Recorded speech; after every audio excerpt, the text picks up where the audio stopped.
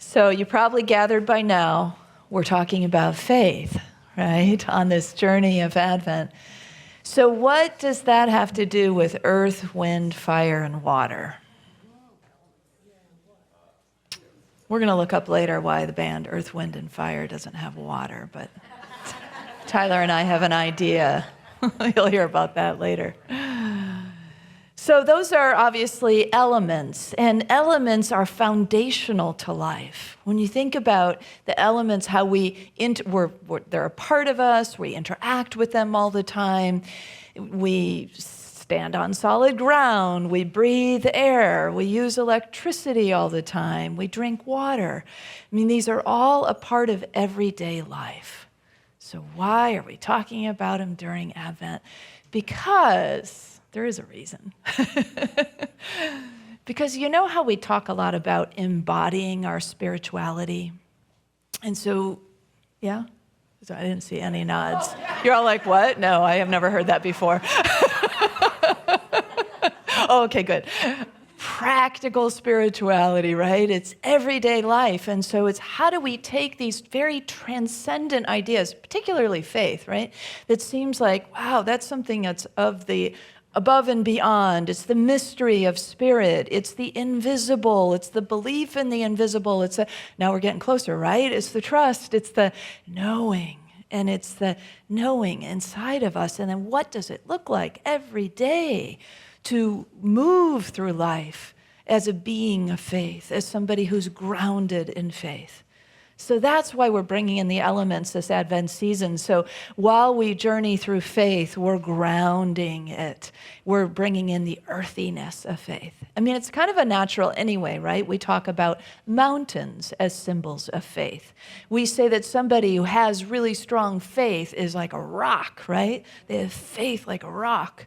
So there's already that kind of understanding, that sort of, that very earthy, strong, resilient kind of thing is something that shows up in us as a characteristic of faith, a quality of faith. So Advent, this 4 weeks before Christmas, are about preparation. And the preparation that we are doing is preparing ourselves to move toward that day on Christmas when we rebirth the Christ consciousness. Now, some of you might be saying, do we really have to do this every year? I mean, it seems like if we birth the Christ consciousness, that's enough, right? But actually what happens for us is because we are always in motion, we are always evolving, right?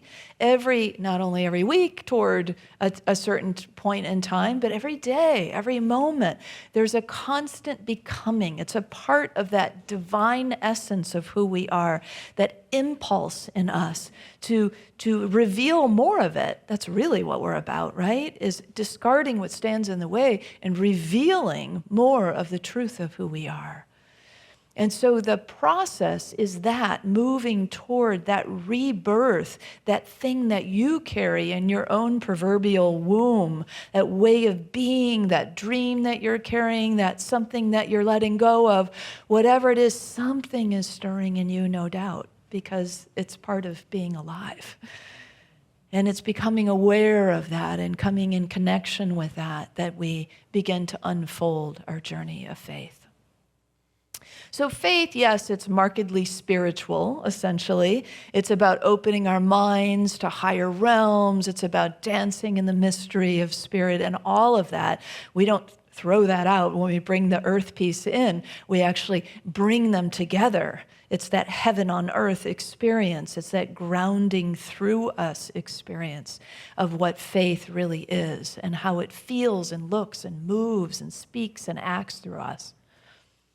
And so that earthy essence that we're bringing in helps us join then our divinity with our humanity, which is always the journey we're also on, right? As human divine beings, it's like, what do I do with this divinity? And the divinity going, what do I do with this humanity? And it's like this helps us, this journey of faith, and then the ones to come, peace and love and joy, help us bring it all together and live and move and have our being as a whole being. So It's this leg of Advent, this particular Sunday that marks the time when we hear of the birth to come. We get the news of what's coming through us, what will be coming through us. So it's a big day. I'm glad you came. Because in the Christmas story, and I don't mean the one with Ralphie and the BB gun, you probably know, you probably know that, right? I do mean the original Christmas story. In that story, we meet these characters. We meet Gabriel, the angel, and we meet Zechariah, the priest, and we meet Zechariah's wife, Elizabeth, and we meet Mary, who's to become Mother Mary. And the first scene that opens is a scene where Zechariah is doing his priestly duty. He's in the temple and he's burning incense. And this is all a part of one of the rituals that he does. And so he's doing this. The townspeople are outside praying in the courtyard, or the courtyard, I think, of the temple. And he's preparing the space, essentially, setting up. I mean, Charles Fillmore our co-founder, gets into the metaphysics of everything. And there's even metaphysics to burning incense. So maybe we'll talk about that on Fire Sunday, because I don't want to throw too much at you in one day. But anyway, so there's Zechariah. He's doing his priestly thing, his ritual, and then Gabriel shows up. Surprise, right? I mean, how often is it that an angel shows up to talk to you? And, well, maybe for you a lot of times, I don't know, When I first said this was going to be elemental Advent, my wife Brenly said, "You mean like fairies and gnomes and mermaids?" I was like, "Oh, that would be fun," but no, that's not what I meant. We'll bring that in another time. So anyway, back to the story. So Gabriel says to Zechariah, "Your wife Elizabeth is going to have a child." Now, Zechariah and Elizabeth wanted to have a child a long time ago, but they're elderly now. So this is very surprising news. And so, you could understand why he would be questioning it a little bit. And so he starts to question a little bit. And Gabriel's saying, she's going to give birth to this guy named John. What? That's even more astonishing to him.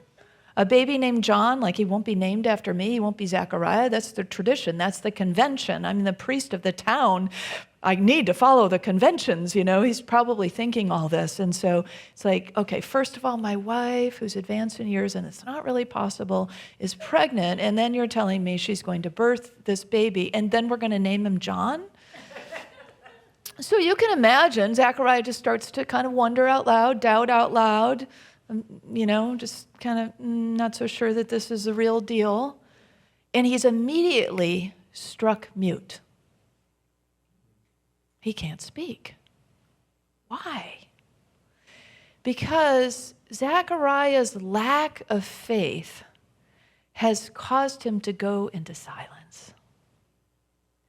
And it's in the silence that it's one way to get us to meditate, right? It's in the silence that we'll begin to develop our faith, that we come in contact, right? We all know this, right? From even the meditation we just did, or the meditation you do at home. Whenever we go into those silent places, it's where we start to find ourselves again. Oh, there's that presence, there's that light, there's that love. This is how I'm feeling today. This is what's going on inside of my body.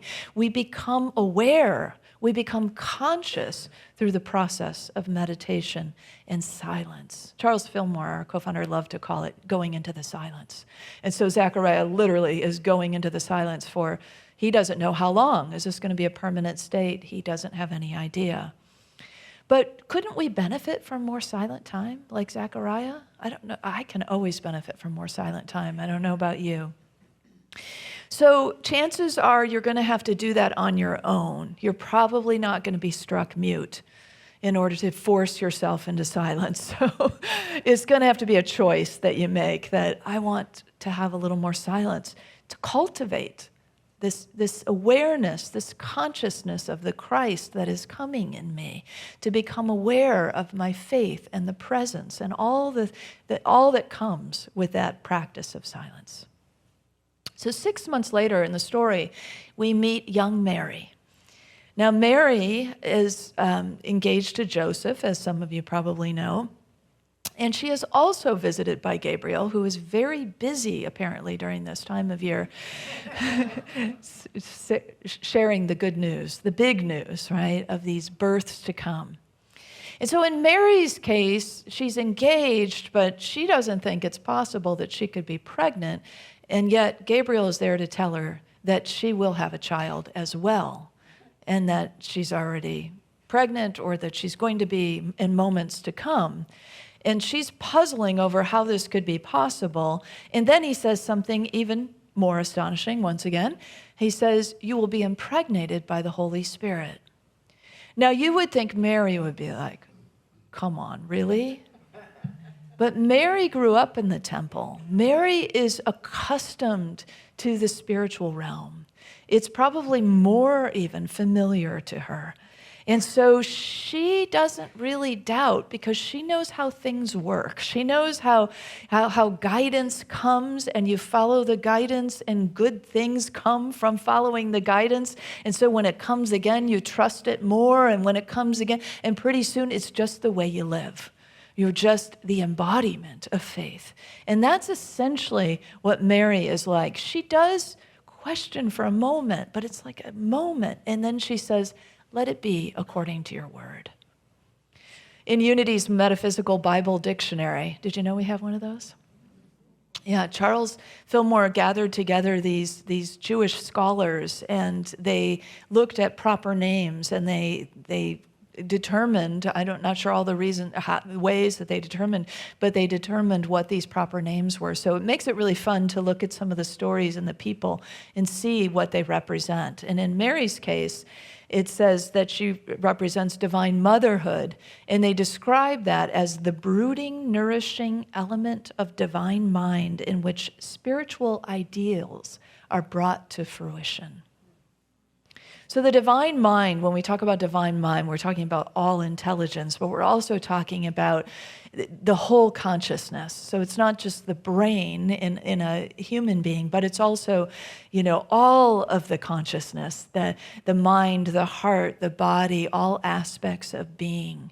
And so Mary represents then for that this nourishing element of consciousness, of divine mind, that then eventually brings to fruition the spiritual ideal we're after.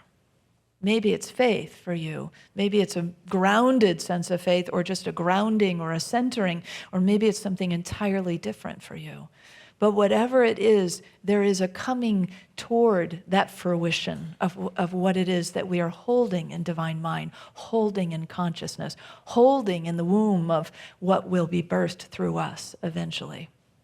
So this faith-filled consciousness barely hesitates. When we're in that kind of space where we're strong in our faith, when we feel good about our faith, when we're standing in that place where we know what we know what we know, we barely hesitate when things happen or come to us. And we don't really put up resistance or argument or a lot of pushback in any way.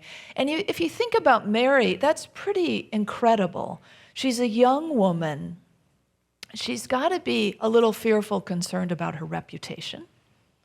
She has to be concerned probably about this future marriage to an older man who maybe she barely knows. She might have some fears about and doubts about this, what she's being told, that she's going to birth this boy onto the earth that's going to change lives and transform people and be this big spiritual teacher. And that's a lot to take in for anyone. And yet she accepts the news, and she determines the next right action to take. And she really shows us what you do when you are somebody who has developed your faith in such a way that you accept what comes, whatever comes, as it comes, accepting. And by accepting, I don't just mean conditions of life. That's a different thing, kind of acceptance, but that's there too. But we're really talking about accepting the guidance, the mystery, the spiritual things that happen that we might otherwise doubt. And then saying, okay, what's my next right action? And then her next right action is a very human thing. She goes to her cousin Elizabeth to hang out, to take refuge, to be connected, to feel supported. And so that time, then what tells us or asks us, if we're looking at Mary and her story as ours, which is the way that we look at the metaphysics of it, what wants to come through us? And what wants to come through you? And are you willing to accept it? Whatever is coming to you these days spiritually, are you willing to accept that as sort of your marching orders, if you will, and to take the next determined step, the next right step, to be willing to do what it takes to bring it forth, to carry it, to let it gestate into the time it will be manifested. So Elizabeth then is receiving Mary, right? So Mary comes to her house, and Elizabeth's name means the oath of God, or God's oath, or covenant, or fullness. And so while Elizabeth is also pretty shocked at the news that she's pregnant, she's also willing to accept it. She's also willing to meet the situation with gratitude. It's a dream, a lost dream. It's like we could think about that in terms of our lives. There are times when we had a dream for decades, right? When we were younger, and we gave up on it, or our desire changed. But sometimes that thing comes back around. Have you noticed that?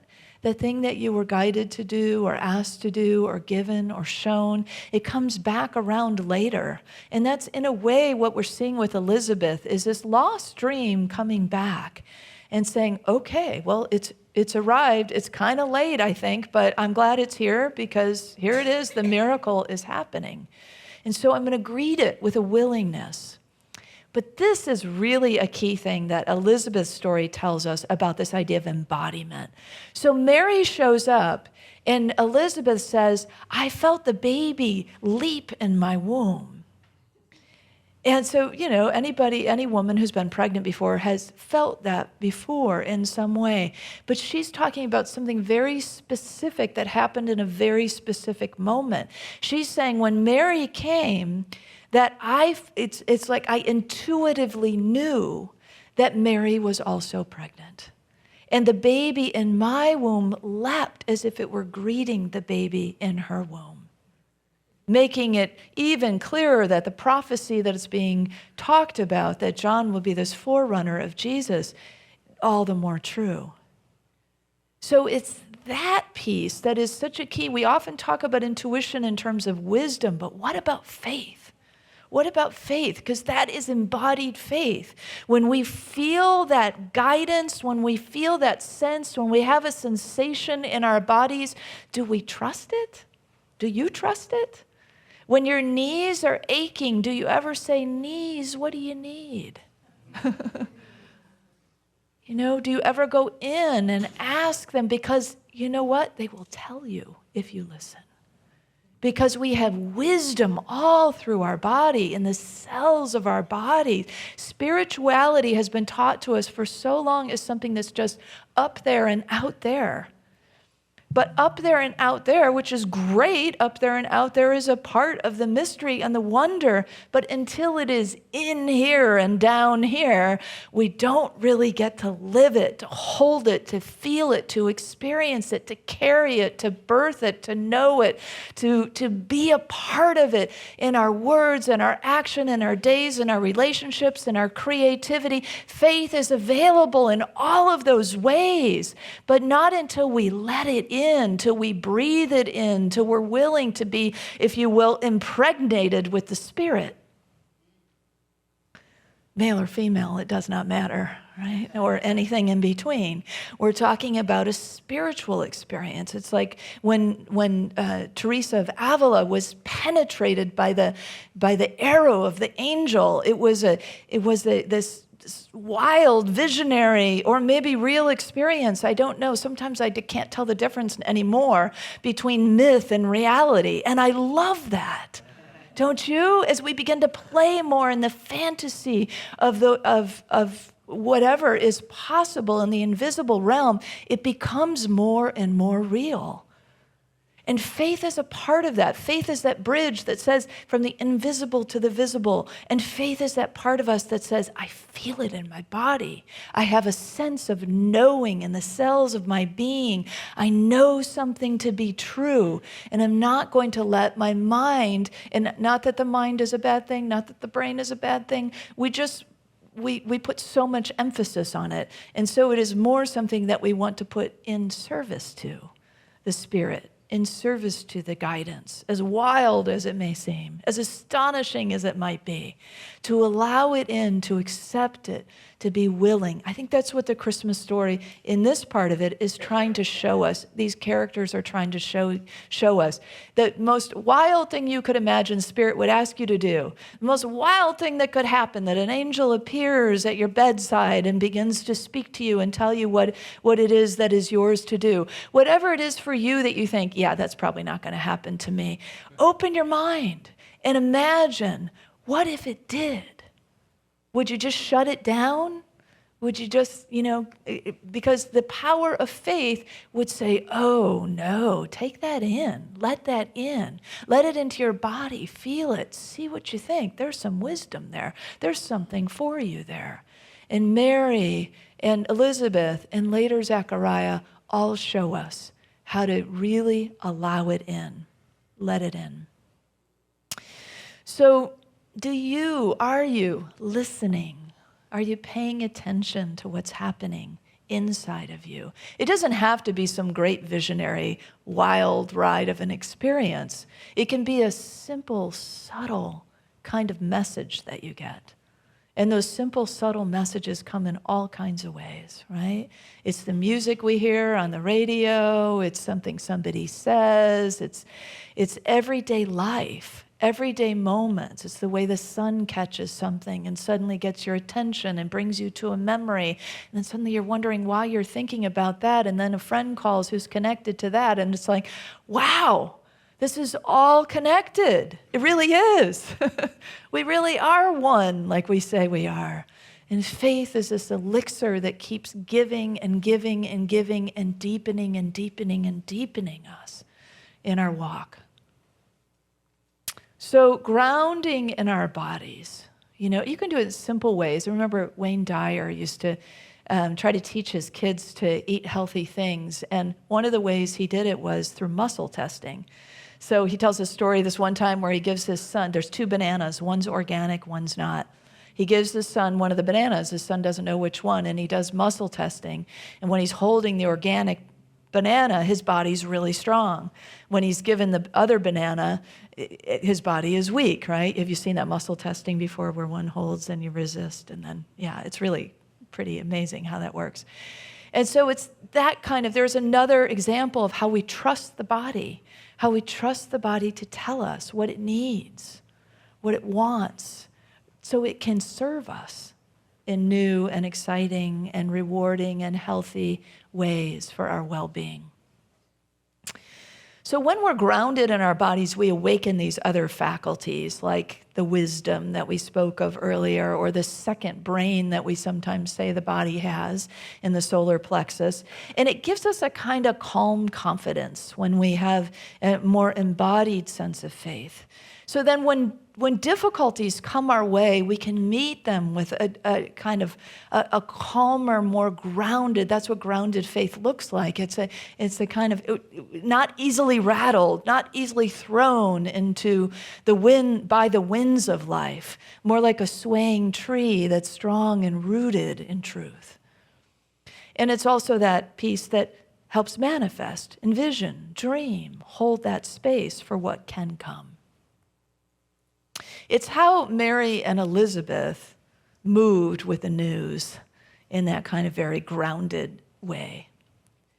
When our spirit is grounded in faith and embodied, we live and move and have our being in these ways. We become bringers of heaven to earth. We become bearers of light in more expanded ways because we're not worrying about everything or being anxious about everything in the physical world.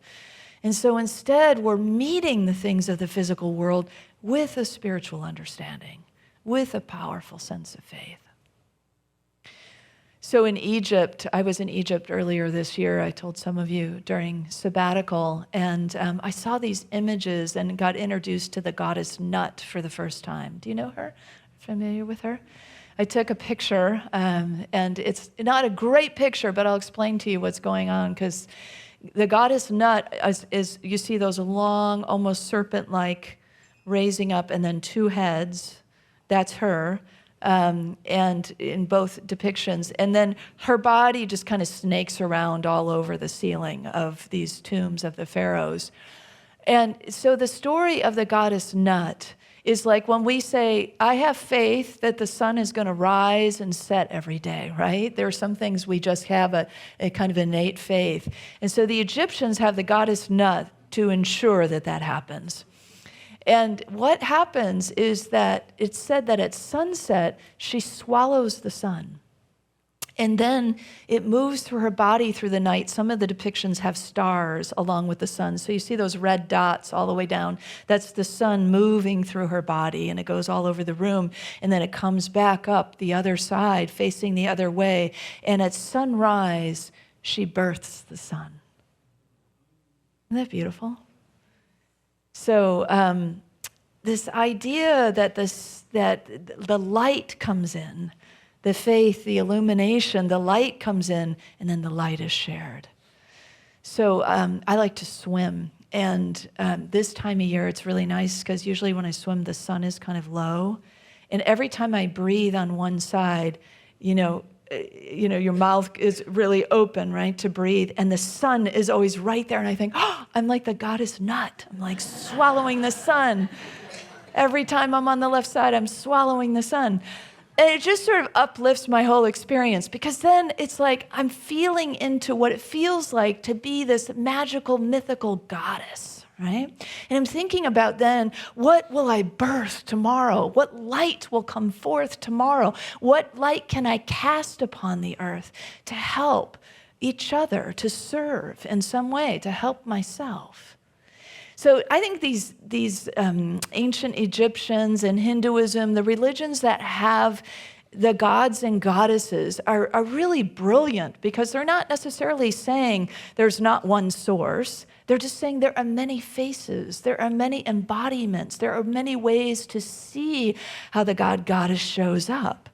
And when we are given these, they become things that we can grab onto and imagine being ourselves. And it lifts us up to higher ground, to new ways of seeing and being. To bring it back to earth, it makes me think of this woman, I'm going to call her Cheryl, from my former congregation. Cheryl was known for the light she cast, the light that she cast to raise consciousness around people like her that were wheelchair bound in our city, and where we needed greater equitable accessibility in the parks and the buildings around town and so on.